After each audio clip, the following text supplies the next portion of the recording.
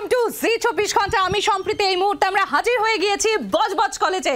দেখতে পাচ্ছ এখানে অডিটোরিয়ামে সবাই রেডি, প্রচুর পক্ষে প্রচুর বিপক্ষে। আর তার সঙ্গে আমার রিকোয়েস্টে এখানে যারা রয়েছেন, প্রিন্সিপাল ম্যাম রয়েছেন। প্রিন্সিপাল ম্যাম, ওয়েলকাম টু জি24 ঘন্টা। তার সঙ্গে একবার দেখিয়ে দিই জাস্ট, প্রিন্সিপাল ম্যামের সঙ্গে প্রিন্সিপাল ম্যামের গোটা টিম, মানে এখানকার স্যার ম্যামরাও তারা উপস্থিত রয়েছেন। সবার জন্য একবার জোরে হাততালি হবে সবার আগে। ইয়াস, এনার্জিটা বোঝাতে পারছি তো, কি লেভেলে এনার্জি এখানে।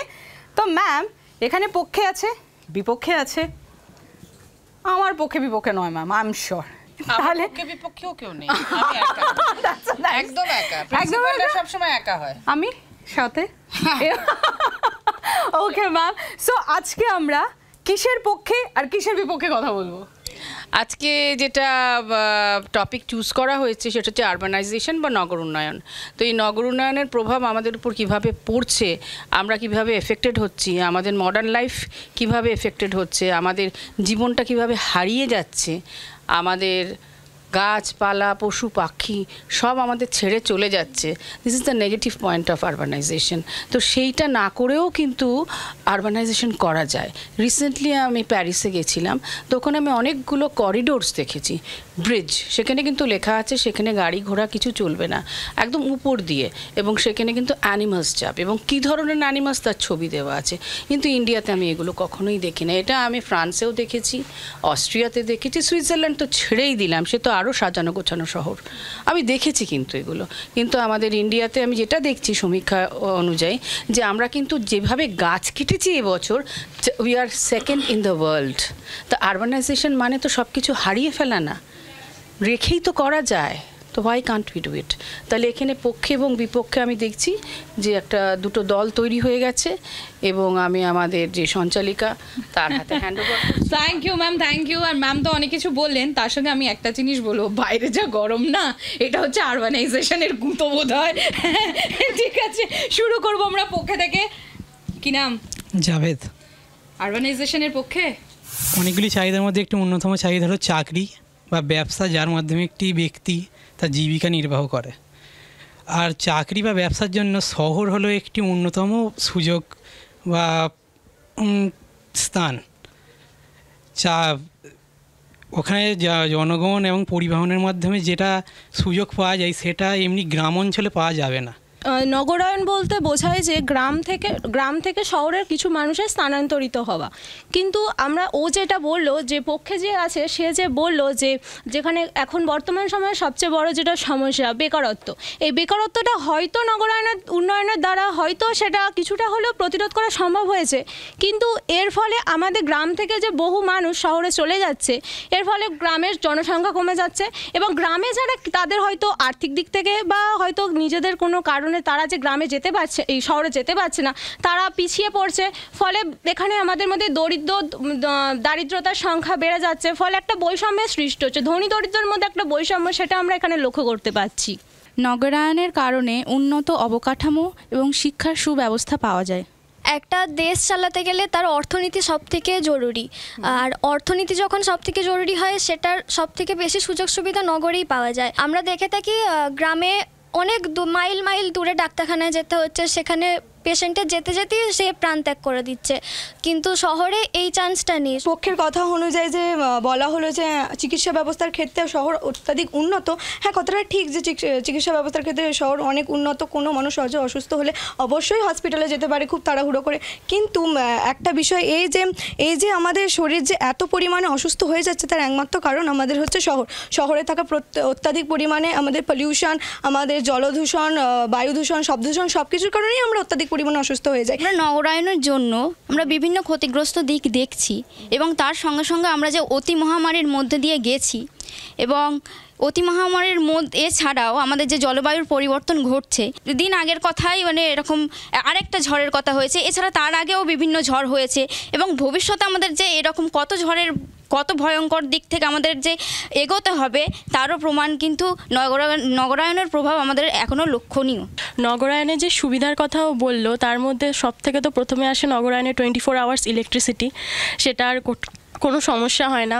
তারপর ইন্টারনেটের সুবিধা, আজকালকার জেনারেশন ইন্টারনেট ছাড়া চলা অসম্ভব। আমাদের সবারই ইন্টারনেটের সুবিধা রয়েছে, কিন্তু গ্রাম অঞ্চলগুলিতে এখনও ইন্টারনেট পরিষেবা গিয়ে পৌঁছায়নি। অপরিকল্পিত নগরায়নের জন্য আমাদের যে বিল্ডিং ইনফ্রাস্ট্রাকচারগুলো গড়ে উঠছে, তার জন্য আশেপাশে অনেক বস্তি গড়ে উঠছে। আপার ক্লাসের উন্নতির জন্য লোয়ার ক্লাসের সেখানে তো একটা বৈষম্য তৈরি হচ্ছেই, আর সেখানেও যে বস্তির অস্বাস্থ্যকর পরিস্থিতি, সেখানেও একটা তাদের অনেক এতে রোগে আক্রান্ত হতে হচ্ছে। তার জন্য শহর যতই উন্নত হোক চিকিৎসার দিক থেকে, তাদের অ্যাপ্রোচ করাটাও অনেক ডিফিকাল্ট। আমাদের প্রথমে নগরায়ণ কিন্তু কোনো আগে থেকে তৈরি করা ছিল না, সেখানেও বিভিন্ন সুযোগ সুবিধা মানে চেষ্টা করে সেখানে গড়ে তোলা হয়েছে। সেক্ষেত্রে আমাদের গ্রামাঞ্চলের দিকেও লক্ষ্য দিতে হবে যে সেখানেও নানান ব্যবস্থা করে এই সুযোগ সুবিধাগুলো আনা যেতে পারে। আমরা সবাই জানি একটা দেশের উন্নয়নে সবথেকে বড় প্রভাব ফেলে হচ্ছে দেশের শিক্ষা। তো শিক্ষা ব্যবস্থার দিক থেকে যদি দেখি আমরা, যে শহরের থেকে গ্রামের যে শিক্ষা ব্যবস্থা সেটা অনেক বেশি পিছিয়ে পড়েছে। সেখানে আমরা স্টুডেন্টদের দেখতে পাই বিভিন্ন কুসংস্কারের বেলাজালে আবদ্ধ হয়ে তারা পড়াশোনায় স্কুলে ঠিকঠাকভাবে যেতে পারছে না, বিদ্যালয়ে যেতে পারছে না, এবং এমনকি গ্রামের স্কুলগুলোতে আমরা দেখি টিচারের অভাব, সেখানে আধুনিক শিক্ষা পদ্ধতির অভাব। কিন্তু সেদিক থেকে যদি আমরা দেখি শহরে বা নগরে, সেখানে কিন্তু শিক্ষা ব্যবস্থা অনেক ভালো, আধুনিক পদ্ধতিতে সেখানে পড়ানো হয়। বলতে চাই যে নগরায়ণ যেরকম একদিক থেকে আমাদের অনেক কিছু উন্নত লাইফস্টাইলে অনেক সুবিধা, অনেক সাহায্য করে। আমরা শিক্ষা প্রতিষ্ঠান উন্নত মানের পেয়ে থাকি। নগরায়ণের সব থেকে আরেকটি বড় সুবিধা হচ্ছে পরিবহন ব্যবস্থার সুবিধা, যেটা গ্রামের দিক থেকে অনেকটাই এখনো অবধি অতটাও উন্নত হয়নি, কিন্তু পরিবহন ব্যবস্থা আমাদের শহরে অনেকটাই উন্নত হয়েছে। নগরায়ণ মানেই যে সব কিছু ধ্বংস করে এগিয়ে চলা, সেটা কিন্তু একদমই না। আমরা নগরায়ণ করতেও পারি সাস্টেনেবল ডেভেলপমেন্টগুলোকে মাথায় রেখে, কিভাবে সুস্থায়ী উন্নয়নগুলোকে মাথায় রেখে সেগুলোকে প্রিজার্ভ করে আমরা নগরায়ণ করতে পারি, সেটাই হচ্ছে মেন কনসেপ্ট আমাদের নিউ জেনারেশনের জন্য। ম্যাম, আমার সামনে একজন যে বললো যে ট্রান্সপোর্টেশন সিস্টেমটা ওটা নগরায়ণের জন্য ভালো হচ্ছে, কিন্তু এই যে এখনকার দিনে দেখতে গেলে যে অপরিকল্পিতভাবে যে নগরায়ণগুলো হচ্ছে, ওখানে হয়তো যানবাহনের সংখ্যা বাড়ানো হচ্ছে, কিন্তু রাস্তাটা একই ধরনের রয়ে গেল। সেক্ষেত্রে কিন্তু এই যে যানজট বা ট্রাফিক, যেটা আজকাল খুবই বড় একটা সমস্যা হয়ে উঠেছে। আর আর একটা দিক হচ্ছে যে এই নগরায়ণের জন্য যে বড় বড় বিল্ডিংগুলো তৈরি হচ্ছে, সেক্ষেত্রে আমরা দেখছি যে জলাভূমি বুঝিয়ে দিয়ে সেখানে বিল্ডিং করা হচ্ছে। এই জলাভূমির সাথে আমাদের একটা বিশাল বায়োডাইভার্সিটি যুক্ত রয়েছে, যার ফলে এই যে পশু পাখি থেকে শুরু করে সমস্ত প্রাণীরা অ্যাফেক্টেড হচ্ছে। এর ফলে যেমন শহরে মানুষ চলে আসছে, তার ফলে কিন্তু অতিরিক্ত পরিমাণে অপরাধও বেড়ে যাচ্ছে। নগরায়ণ বলতে বোঝায় যে রাস্তাঘাট কাঁচা থেকে পাকা হচ্ছে, বড় বড় বিল্ডিং তৈরি হচ্ছে, কিন্তু সেই আদতে নগর উন্নয়নের মধ্যে কি সমাজের সব শ্রেণীর মানুষজন পড়ছে?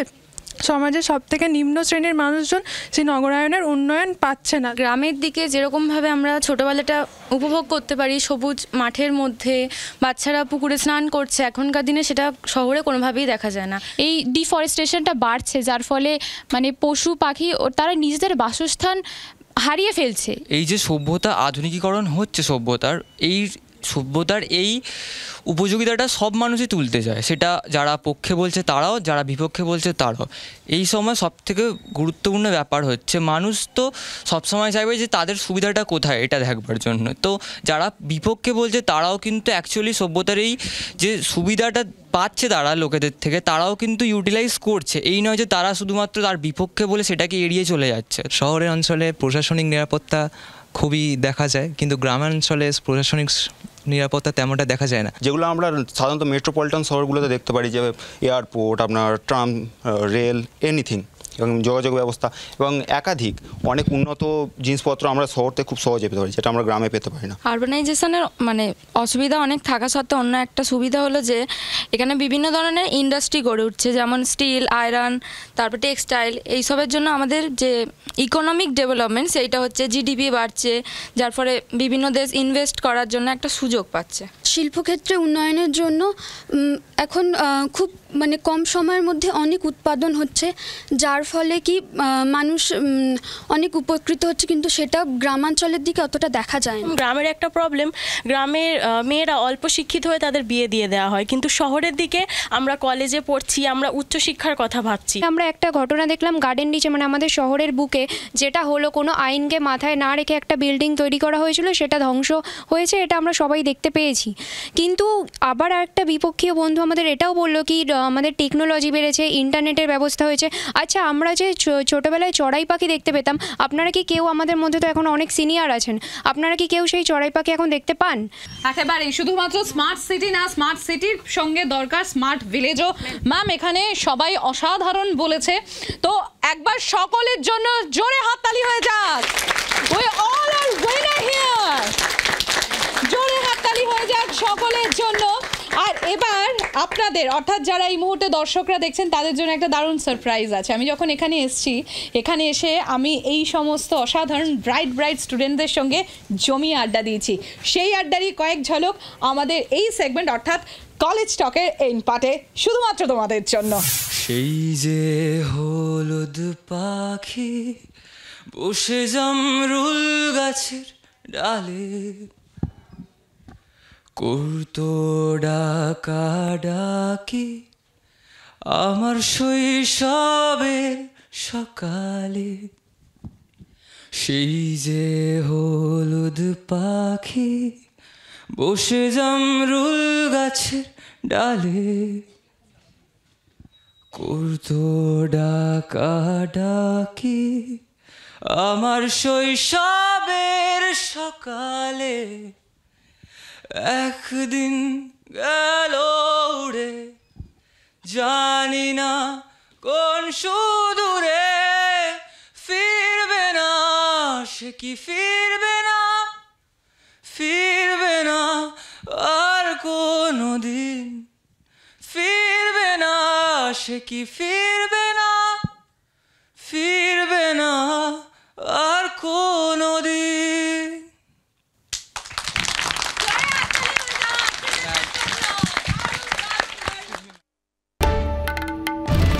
বাংলার আওয়াজ, বাঙালির আবেগ, জি 24 ঘন্টা।